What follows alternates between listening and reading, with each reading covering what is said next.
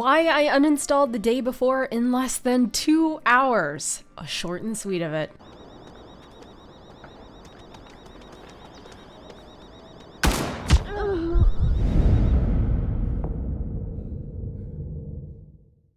The day before was one of many promised post-apocalyptic shooter MMOs coming. Some of them I've had the pleasure of testing. Whereas many of us didn't get the chance to try the day before, as there were no public stress tests, no betas that us normies could get into. Rather, Fantastic had volunteers opting not to reveal any gameplay shown beyond what they handpicked to showcase. Well, yesterday it dropped and we finally got our hands on it, and for the low price of $39.99, yes, almost the price of a finished AAA quality game, we had one single hope going into this. Believe in the dream, the trailers, and Fantastic, that they would provide us and as I quote them, a uniquely reimagined journey into a post-apocalyptic open-world MMO survival. And of course, if you're going to label yourself an MMO, you're eventually going to make it on this channel. Now, I'm not here to delve into the history or the lore of Fantastic. I'm here for what we have at face value, period. This is an early access game, and just like any early access game, they can be in any stage of development. They could be pre-alpha, alpha, closed beta, open beta, but from the information we've been given, the day before seems to be in some type of beta stage, seeing as they had a beta test, and this, for all intents and purposes, is their first stress test, which saw tens of thousands of players flood the servers looking to play this highly anticipated and rumored about game. Honestly, they probably did better than most MMOs I've seen with getting servers up and running, and they filled quickly. So quickly that at times I couldn't load the server before it rejected me. Thankfully, they were also quick at trying to add more. So hats off to them for that, because I managed to get in perfectly fine, and everyone else I knew got in perfectly fine. Supposedly, only 32 players can actually coexist currently on a server at a time, and all I know is I didn't manage to get on any server anyone I knew is playing on despite our best efforts. But that's fine because I'm up for making new friends. But this game is not about making new friends. No. This game is about killing people. For those of you that might have been lured in by the post-apocalyptic open world MMO survival half of it, let me just stop you there and say I think what has happened is they didn't really know how to label this game. If I had to label this game, I would categorize it as an extraction shooter. I feel that just ties it up quite nicely. Nothing else needed said. You create your character with very little customization, you get a tiny bit of story and a tree that pretty much sums up the whole game as soon as you enter into it, and then once you learn how to put down your base, buy some weapons, add some mods to it, talk to a few relatively okayishly voiced NPCs, which, mind you, I'm saying occasionally voiced here because I have played many MMOs, and this isn't the worst I've heard. I would literally give this a C+ if it was NPC voice glass. Then after you talk to some people that sound bored out of their minds, you drink a little water to show, yes, you can eat and drink in the game, and you're pretty much thrust into the world with other players that want to kill you and take your stuff. And I like my stuff. It's my stuff. Speaking of stuff, I'm not sure if anyone noticed, but this is a survival game, and I just want to touch on that briefly after speaking upon going into your instance base. Your base can be changed and decorated with in-game currency. You don't actually build anything with resources other than money.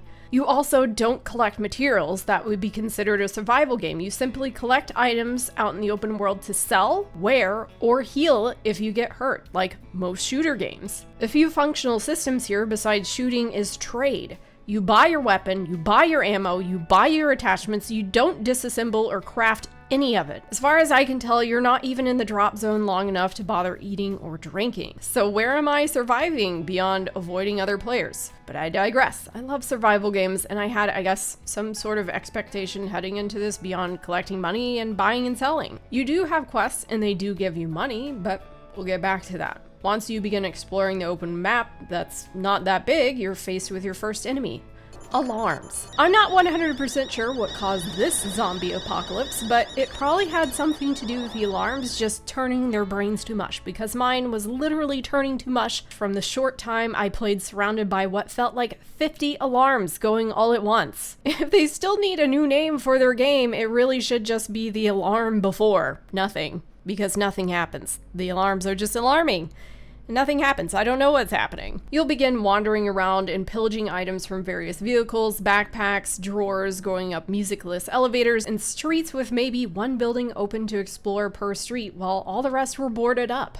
And even then, the buildings were pretty small and didn't have much to explore for the most part. There's really not much to explore even when you leave the city to go to the forest area. You'll also find the same coffee shop a couple times, but hey, Starbucks next to Starbucks, but in the day before, I guess. You'll also encounter a very sparse amount of zombies, which makes the world feel incredibly lonely and dystopian, which is how most MMOs feel nowadays anyway, so maybe this should be categorized as an MMO. These zombies range from taking either a couple hits to many hits. It just kind of depends on the type of zombie you're encountering, which is like 3 types. Either way, I didn't have enough bullets for the 3 I came across because nothing really told me what I'd be doing out there and for how long. You'll also have limited ammo, and the only way to attack these zombies or other players in the open world is with bullets. And if you run out, well, have fun because you can't melee. Yes, you heard that correctly. You, as a grown-ass adult, never learned the various uses of hands or fisticuffs. So you better pray you can find some bullets somewhere, or you got lucky enough and brought a ton of it. If you can't find any, you better hope you can run in a fast zigzag pattern or find cover because there's no dodging or sliding either. You are a stiff being able to bob left and right with very limited maneuverability. If you are encountering a couple zombies along your travels, you are going to encounter other players whose single goal is to kill you and take your stuff. Not to aid you in surviving the apocalypse, no,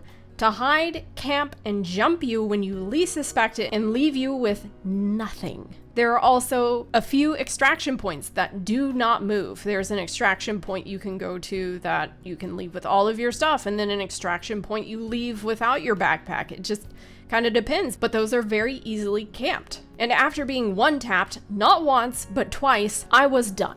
I couldn't even see who killed me to return favor once I got back, let alone how they killed me. You respawn at the main hub city with nothing but the starting clothes on your back, 500 coin, and whatever you had in your case. This is the game loop. This is all done on the same map with the same buildings, the same monsters, and it's small. If you were in the middle of a quest and didn't have your items in your case but in your backpack like I did, guess who's starting the fetch quest again? Me. So be smarter than me if you're going to play this game.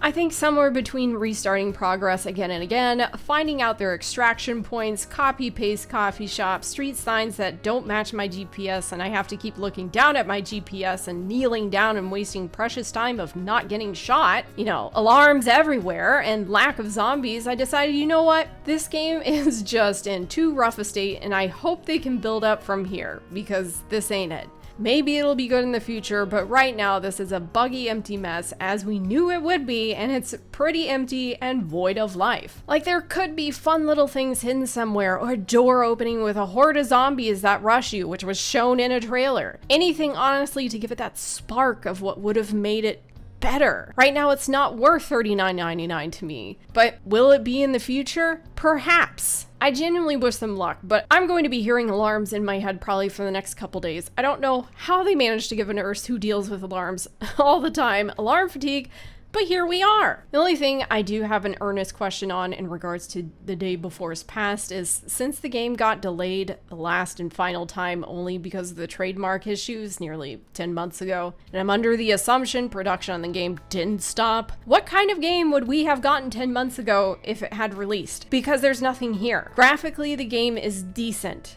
but not great. The performance isn't smooth, and I'm running much above the recommended specs, feels empty, and is extremely bare bones in terms of mechanics and systems. I didn't see the weather system they showed off, and honestly, this game needs a lot more polish, and hopefully they spend the time and the money accumulated through their launch doing this. If there's anything to learn from this, it's if you're going to publish a game, just be yourself, and don't be ashamed to tell us what you really are, because people will love you deeply for what you have to offer because you're the game they want. But more people will hate you and never give you another chance if you lie and say you're something you're not. This was MRSSSTIX, refunding for now. Bye.